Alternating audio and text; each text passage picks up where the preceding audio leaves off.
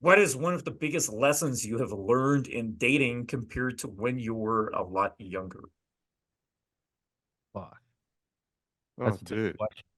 there's so many things. Holy shit. Um, I can't give you the one biggest thing, but lessons I've learned in dating. I think I've learned a lot about myself, right? So when I was younger, I had a lot of like limiting beliefs, mindsets, the way I acted in social situations. And I think the big thing for me is reflecting on that was a huge lesson. I can actually reflect on how I view the world, about how I view interactions, about how I actually interact with people. And when I reflect on that, I can understand what's working and what isn't. And that really allows me to grow as a person. So I think looking back, that's probably the biggest change I've had. The dating taught me. The Mario example that we go back to, that is not only useful when it comes to women, that's useful when it comes to work. It's useful when it comes to family, it's everything, right? So just that ability to know that I can go out there, interact with the world, come back, reflect on that, learn, grow, develop, become a better person. I think that's a lot of what dating probably taught me. I think for me, moving to a bigger city, better city, number one, and then meeting people that already have what you want, right? I think a lot of guys try to learn dating through YouTube and Reddit. It just doesn't work. You got to get out there. You got to meet people. I think for me, it was meeting one mentor at a conference in LA, right? In my opinion, it really just takes one person to change your life in dating.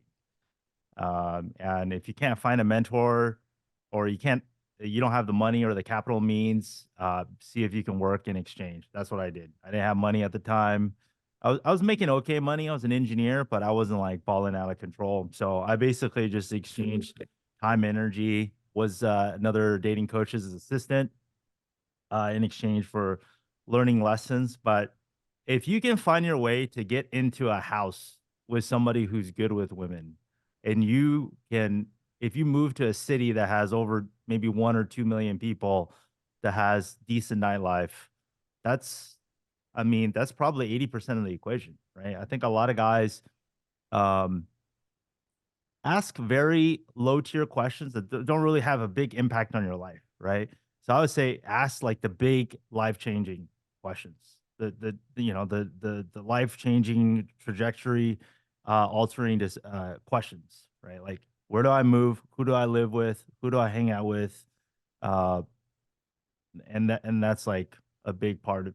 I mean, a lot of things will self align if you just get the big questions answered.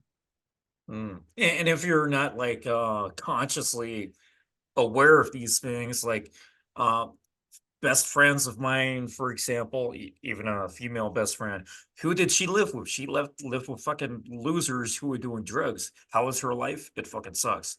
Is she happy? No. Oh, there seems to be a kind of reason for that, a pattern that's occurring. So I like what you're saying. That's pretty good. That makes a lot of sense. Like I would say in my case, when I first moved to London, it was like I really immersed myself in the community. I moved in with guys who were in the game, a game house.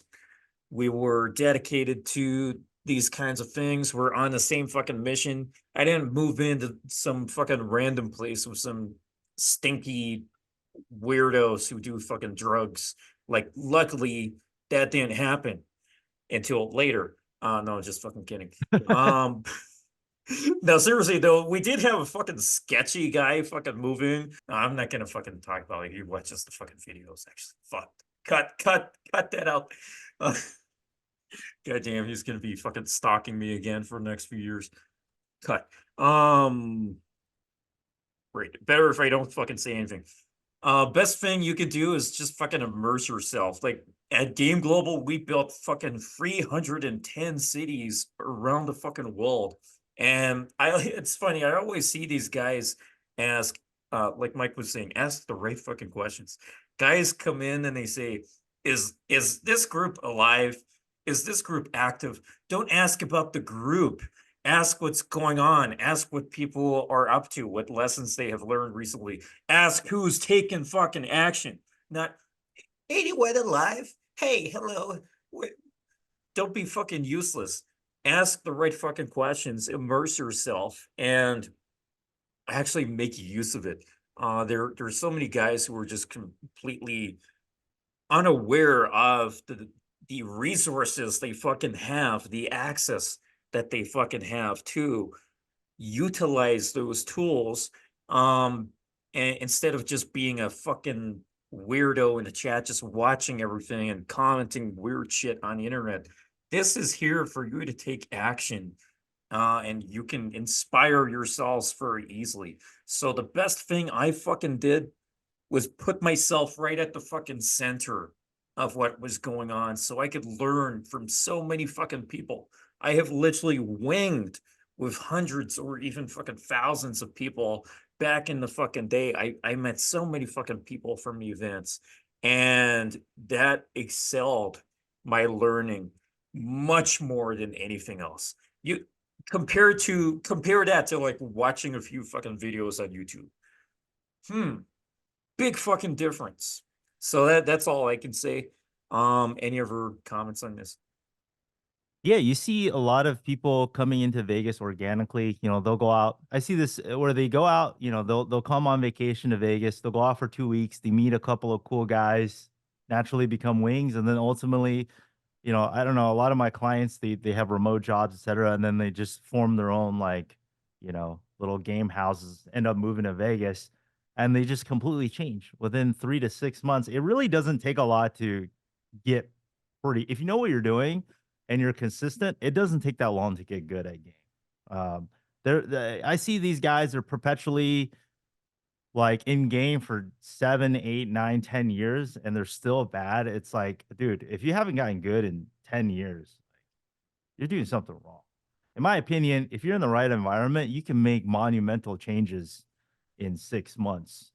And yeah, just form these groups. And also, as far as wings, I probably, yeah, maybe not thousands. I've definitely winged over 200 guys in my first couple of years in my journey, but I think a lot of guys, you definitely want to hang out with guys that are better than you. I think a lot of wings is just not serious.